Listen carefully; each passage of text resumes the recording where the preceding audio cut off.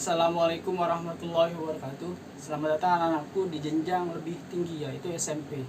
Nah, di SMP, di SD kalian sudah mungkin atau pasti sudah belajar yang namanya IPA. IPA di SD kalian sudah belajar tentang makhluk hidup, tumbuhan, hewan, ataupun manusia. Nah, di SMP ini mengalami perluasan. Kita lebih mendalami tentang IPA.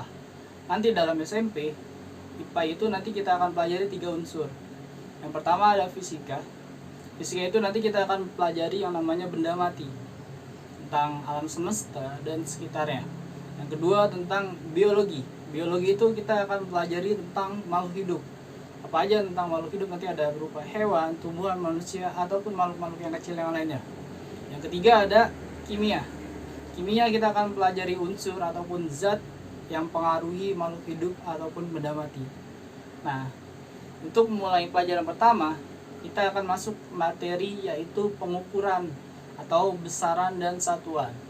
Nah, besaran satuan itu sangat dipergunakan atau sangat bermanfaat dalam pengukuran atau perhitungan. Nanti kita juga akan belajar atau ada juga yang namanya perhitungan dalam IPA, khususnya nanti di bidang fisika. Untuk penjelasan lebih lanjut, silahkan nonton video selanjutnya.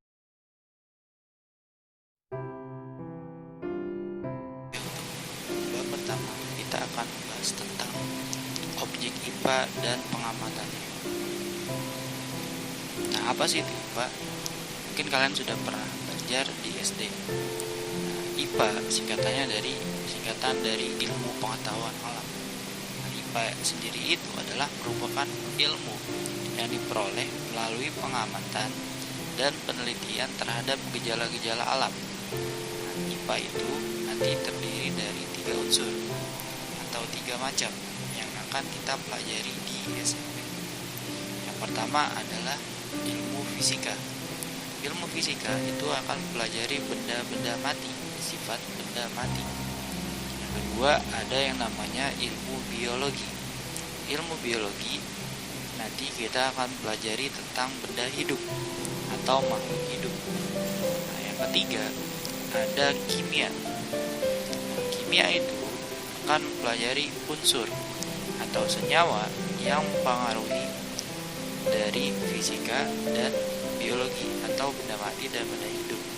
Dan keempat tambahan nanti kita akan pelajari yang namanya ilmu bumi dan antariksa. Nah, ilmu bumi dan antariksa nanti akan membahas tentang yang namanya alam semesta, entah itu dari struktur maupun apa aja sih yang ada di alam semesta ini. Pada pertemuan kali ini saya akan membahas tentang yang namanya dasar atau basic dari IPA. Nah, dari temuan-temuan misalkan, perkembangan IPA terjadi berkat penelitian-penelitian yang dilakukan oleh ilmuwan. Berbagai temuan hasil penelitian bermanfaat bagi manusia, misalkan penemuan komputer, obat, dan bibit padi unggul. Nah, seiring dengan perkembangan IPA, berbagai fenomena alam dapat dijelaskan melalui waktu metode yang disebut dengan metode ilmiah. Nah, apa sih itu metode ilmiah? Kalau di sini disebutnya adalah penelitian ilmiah atau penyelidikan ilmiah. Bagaimana cara mempelajari lingkungan sekitar? Kita lihat. Langkah yang pertama dalam penyelidikan ilmiah adalah proses mengamati atau melihat apa aja sih yang ada di sekitar kita, atau kejadian apa atau masalah apa sih yang ada di sekitar kita. Yang kedua adalah membuat inferensi. Apa sih itu membuat inferensi? Kita menjelaskan pola atau hubungan antar aspek yang diamati serta membuat prediksi. Misalkan ketika kita mengamati sebuah sampah atau banyak sampah di selokan, nah kita harus membuat inferensi, apa sih permasalahan atau penyebab sehingga menumpuknya sampah di selokan, dan apa sih yang bisa kita lakukan untuk mencegah atau bahkan mengurangi dari sampah itu. Yang ketiga adalah mengkomunikasikan.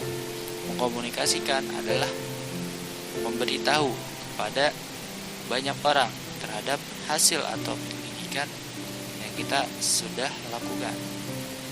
Nah, selanjutnya, misalkan di sini contohnya adalah bagaimana sih BMKG. BMKG itu adalah lembaga di Indonesia yang menangani tentang gempa khususnya atau bencana alam.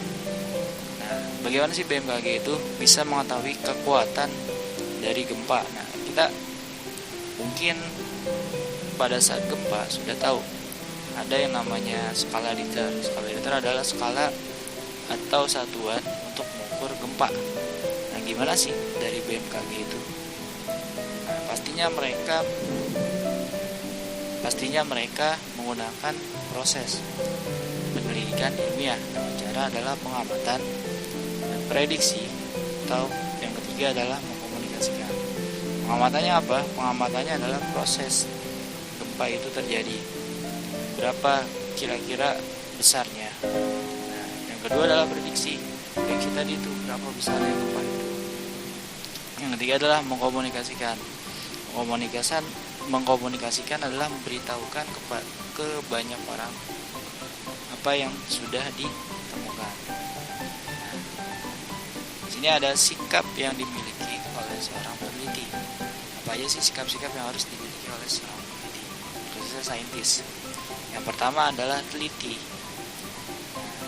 Seorang saintis wajib memiliki sifat saintis, artinya tidak ceroboh, baik dalam merencanakan, menggunakan alat maupun bahan. Terus juga mengukur, mencatat data, mengolah data, bahkan untuk mencari atau menarik kesimpulan. Yang ketiga, jelas yang namanya sabar. Nanti kita akan mengalami proses yang cukup panjang. Artinya, dalam penelitian tidak semuanya berhasil. Pasti ada saat dimana kita mengalami kegagalan. Nah, kita harus sabar dalam menghadapi itu. Yang ketiga adalah rasa ingin tahu. Nah, selalu terdorong untuk lebih banyak tahu tentang berbagai gejala alam. Caranya adalah membaca buku. Kalau kita ingin banyak tahu, langkah efektifnya adalah dengan cara baca. Baca sekarang mungkin banyak ya, bukan hanya di buku, di internet dan segala macam.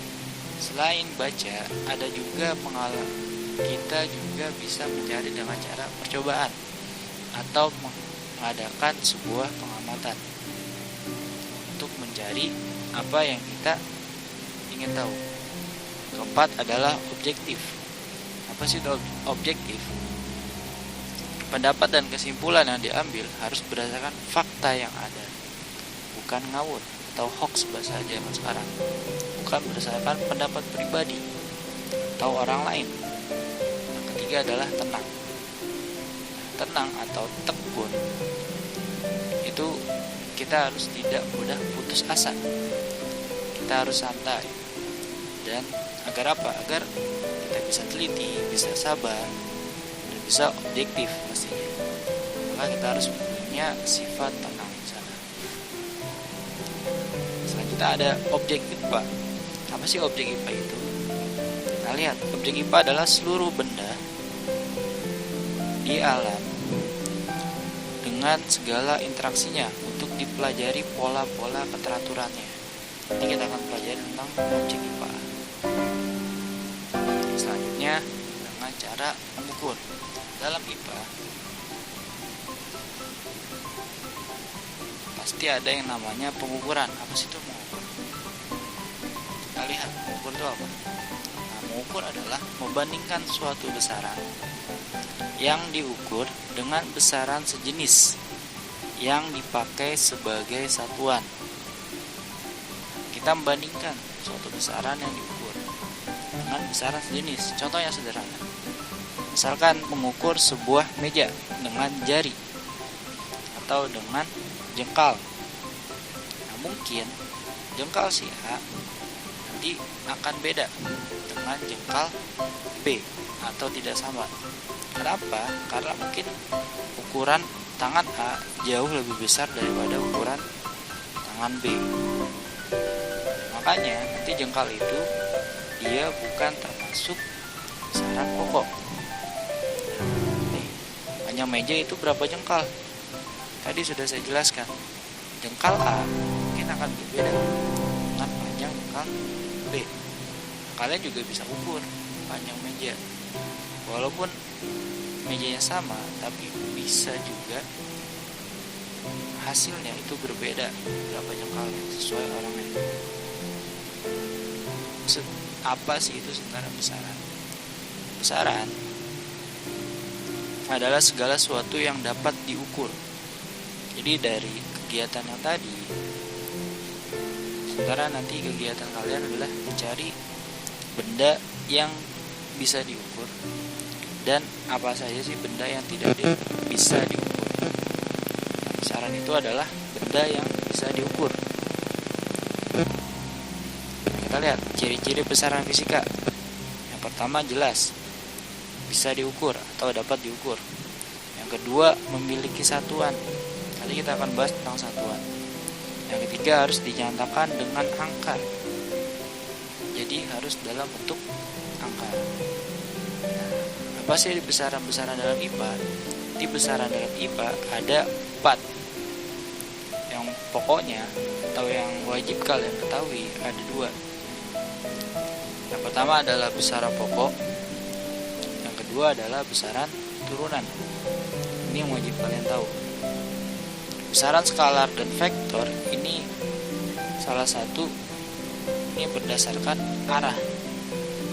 Berdasarkan arah. Kalau besaran skalar dia tidak memiliki arah. Kalau besaran vektor dia memiliki arah. Yang kita bahas adalah besaran pokok dan besaran turunan.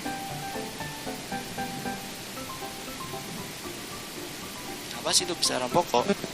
Tadi kita sudah praktek atau sudah coba bagaimana sih cara mengukur meja dengan jengkal.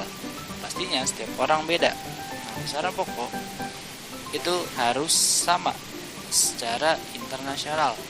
Besaran yang disepakati secara internasional. Nah, misalkan di sini untuk mengukur panjang kita menggunakan penggaris dengan satuan cm. Setiap penggaris ukurannya pasti sama. Begitu juga dengan mengukur berat atau massa. Di IPA nanti kita mengenalnya adalah massa, bukan berat. Berat nanti berbeda dengan massa. Untuk mengukur massa kita menggunakan timbangan. Nah, untuk mengukur waktu, di sini untuk mengukur waktu kita menggunakan yang namanya stopwatch. Ini juga stopwatch. Nah, untuk mengukur suhu kita menggunakan yang namanya termometer. Di sini ada termometer. Di sini ada mengukur kuat arus. Kuat arus kita mengukur yang namanya disebut namanya ampere meter atau namanya ampere meter.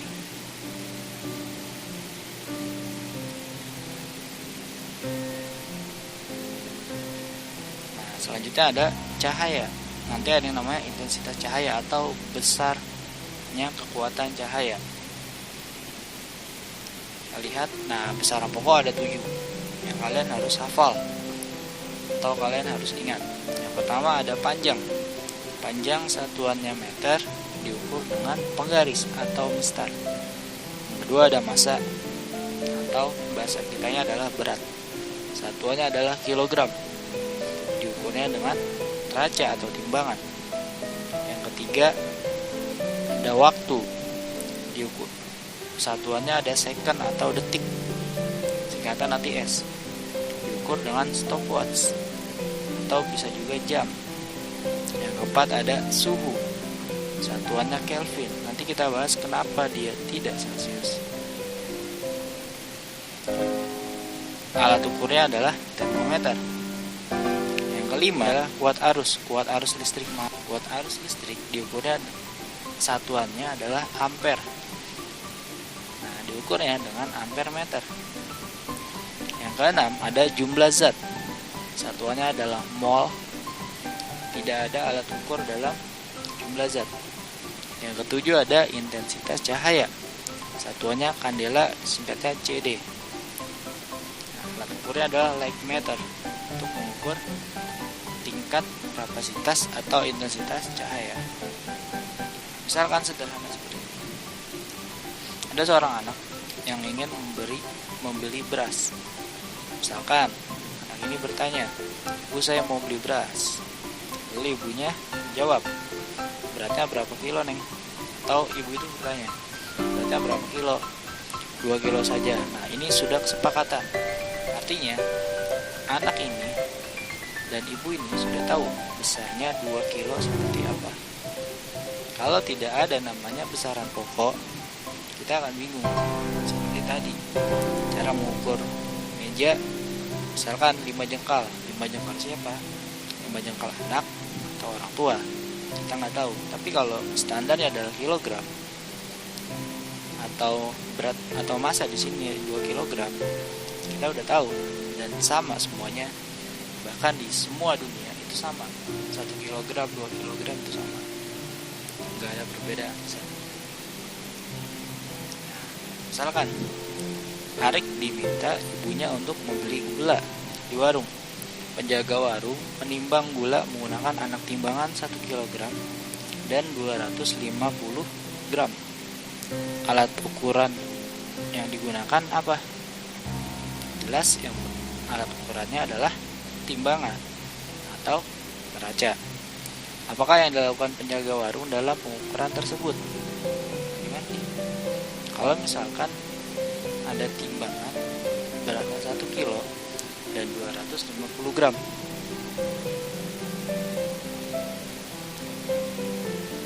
Ingat, dengan timbangan namanya timbangan sayur atau timbangan sayur. Yang nanti di sini terdapat kayak kotak-kotak ya. Nanti setiap kotak ada ukurannya. Ada yang kecil, ada yang besar. Misalkan anak timbangan 1 kilo, saya taruh 1 kilo. Nah, terus ada 250 gram. Sini kecil. Berapa berat atau massa yang ada di sini atau gula yang ada di sini? Jelas massanya adalah 1 kilo ditambah 250 gram. Nanti kita akan bahas tentang, nanti kalian juga harus tahu yang namanya penurunan atau satuan dari kilogram, hektogram, dekagram, gram, desigram, sentigram, miligram, dan seterusnya. Nah, apakah yang diukur? Apakah berat atau massa? Mungkin kalau misalkan dalam pergaulan sehari-hari yang kita ukur adalah berat, tapi dalam fisika atau dalam IPA yang benar adalah massa. Nah, sebutkan nama besaran dan nilai besaran yang diukur. Besaran yang diukur adalah besaran massa dengan satuan kilogram dan gram. Nah, kita membahas tentang yang namanya alat ukur panjang dengan 3 alat ukur. Yang pertama ada penggaris. Penggaris mungkin kalian sudah pernah tahu lah ya, sudah tahu. Nah, ketelitiannya paling kecilnya adalah 0,1 cm atau 1 mm. Mungkin kalian di penggaris itu udah ada angka-angka yang kecil.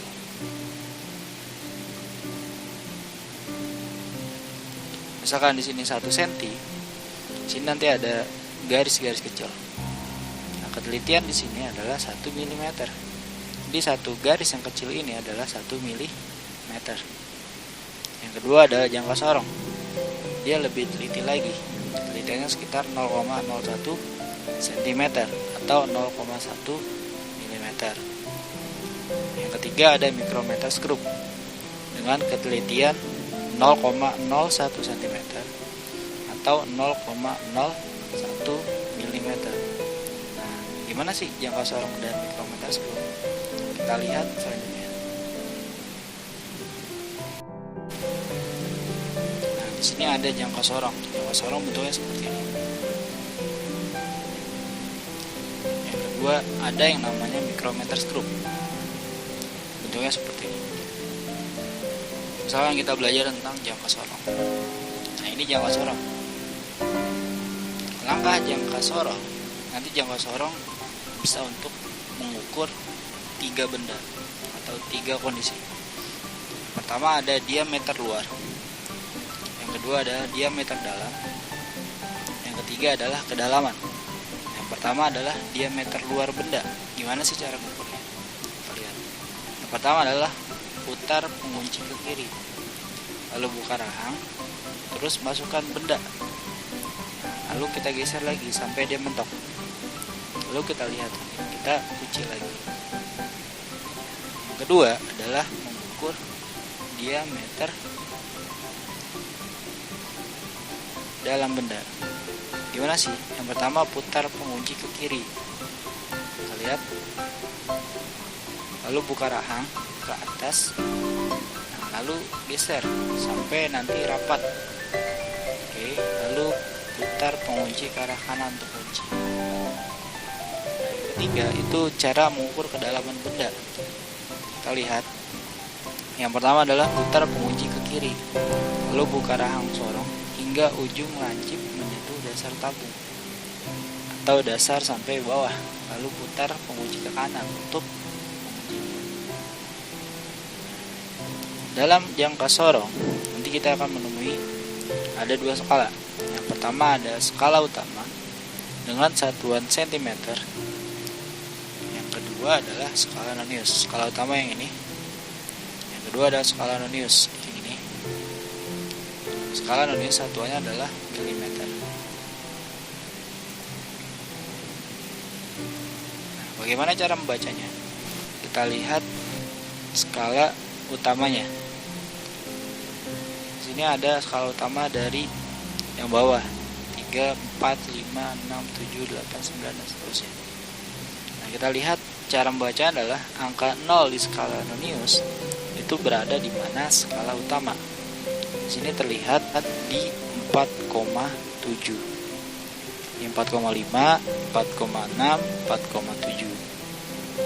4,7. Nah, yang kedua adalah kita cari di skala nonius yang sejajar dengan skala utama. Di sini ada di angka 4 dan dia segaris dengan skala utama. Jadi karena di sini skala nonius satuannya adalah milimeter dan kita harus kalikan dengan 0,1 milimeter, itu adalah ketelitiannya. Maka nanti hasilnya adalah 4,7 cm ditambah 0,4 mm atau 4,74 cm. Ini 0,4 mm diubah ke cm, jadinya 0,04 cm. Jadi 4,7 ditambah 0,04 sama dengan 4,74. Nah, coba kita tes. Misalkan angka 0-nya kita geser. Misalkan ke sini. Nah, sini kita lihat. Angka 0 yang di bawah itu dia hampir berhimpit ulang. Di sini angka 0 yang di skala nonius dia berada di angka kan 2. Sini 2,5 garis panjang ini. Berarti di sini adalah 2,6. Berarti skala utamanya adalah 2,6 cm. Nah, yang berhimpit atau segaris ada di angka 2. Jadi hasilnya adalah 2,62 cm. mikrometer. Oke, kita selanjutnya. Nah, kita tes nih. Misalkan saya geser segini. Nah, kita lihat pembacaannya. Lihat angka 0 di skala Nonius itu berada di angka 6,1. Berarti kita masukin 6,1. Nah, kita lihat skala Nonius yang sejajar atau segaris dengan skala utama di mana?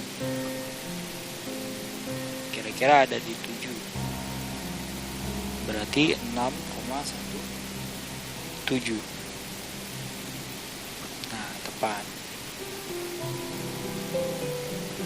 Oke. Nah, yang kedua ada yang namanya mikrometer skrup. Nah, mikrometer skrup ada bagiannya. Yang pertama ada poros tetap. Poros tetap ini dia tidak bergerak atau tetap. Yang kedua ada poros geser atau poros putar. Ini tempat memutar benda. Nanti benda ini akan dimasukkan di sini. Dan yang berputar adalah poros putar atau poros geser. Yang ketiga ada skala utama. Skala utama ini ya. Dari 0 sampai 10 biasanya. Yang keempat ada skala Nonius. Skala Nonius sama kayak tadi, itu tingkat ketelitiannya. Yang selanjutnya adalah pemutarnya. Pemutarnya itu nanti untuk memutar. Yang terakhir ada pengunci. Nah, nanti setelah diletakkan di benda itu dikunci agar tidak berubah.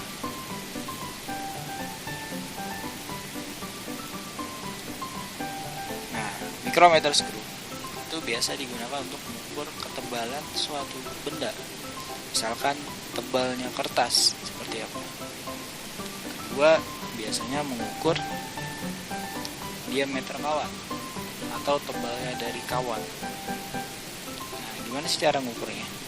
Yang pertama adalah pastikan pengunci ini kebuka atau terbuka.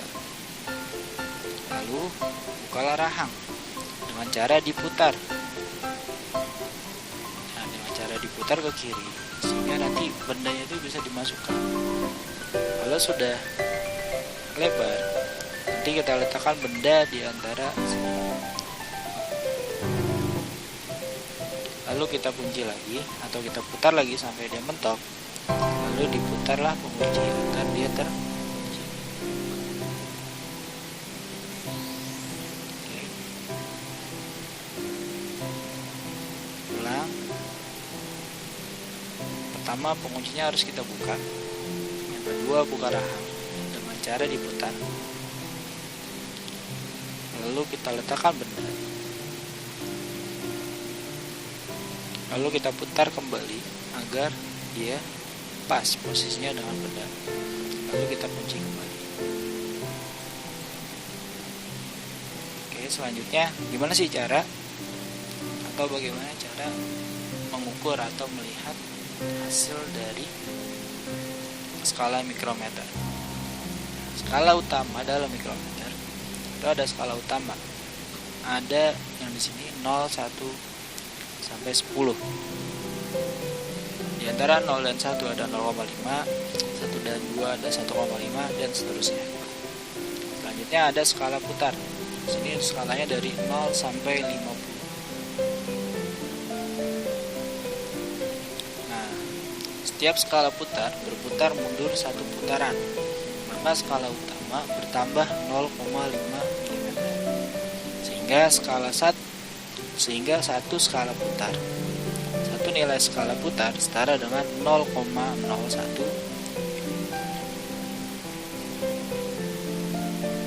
Nah, gimana sih cara bacanya? Oke, kita ikutin langkah-langkah. Yang pertama ada kita putar,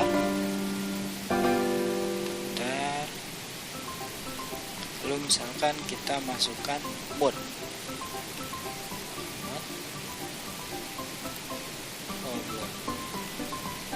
Masukkan mur berapakah lebarnya atau diameter. Lalu kita putar kembali.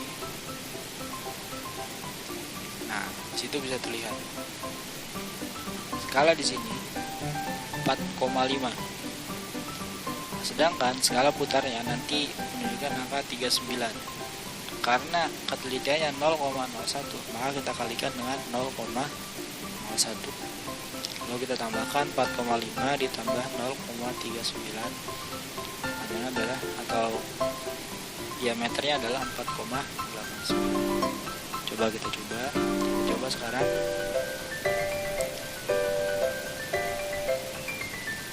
Misalnya kita putar. Yang kalian harus perhatikan adalah skala utama. Di sini dilihat, kalau misalnya posisi seperti ini, jika posisinya seperti ini, skala utama adalah 8, tinggal ditambah skala noniusnya.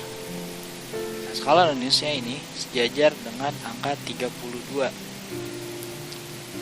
karena dia diantara 30 dan 35, berarti kan 31, 32, 33, 34, 35. Berarti 31, 32, dia sejajar dengan 32. Berarti panjangnya adalah 8,32. Lalu bagaimana kalau seperti ini? Kalau posisinya seperti ini, di sini ada garis bawah terlihat, maka skala utamanya jadi 8,5. Ditambah nanti skala noniusnya berada di antara 5 dan 10. Lihat 5, 6, 7, 8, 9, 10. Nah, sejajarnya ada di angka 6. Jadi hasil pengukurannya adalah 8,56. Kita coba sekarang.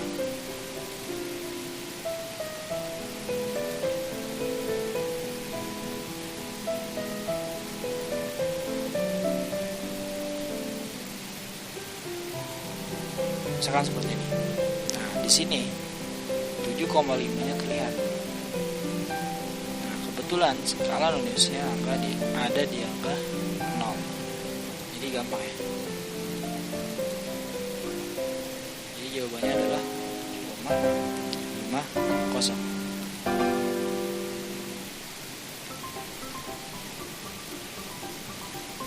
Oh, tidak betul.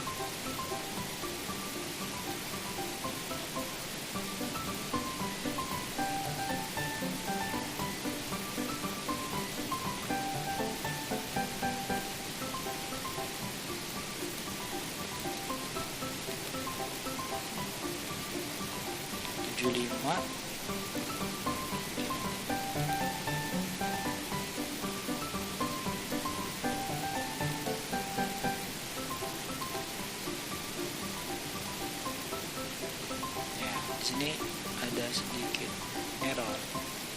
Di sini terlihatnya sebenarnya 7,50,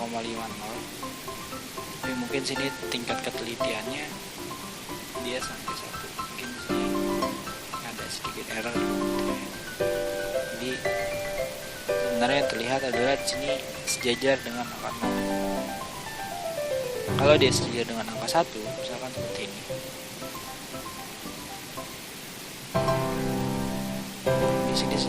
Kalau di sini sejajar dengan angka 2. Nah, kalau di sini dia 7,52. Kalau dia sejajar dengan angka 3 seperti ini, dan seterusnya. Itu bisa kalian lihat atau kalian coba. Misalnya terakhir, misalnya seperti ini. Ini yang di bawah tidak muncul, berarti patokannya adalah yang di atas 7. Tinggal lihat sini angka berapa, 20 dan 20 sampai 25, berarti 21, 23, 22, 23, 24, 25. Dan di sini sejajarnya angka 24, berarti 7,2.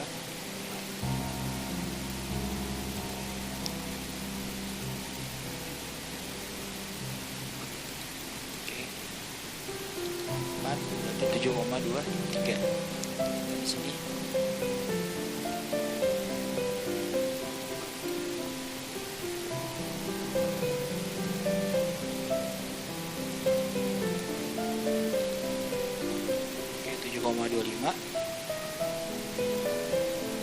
ya, di sini lagi-lagi ada kesalahan di sini.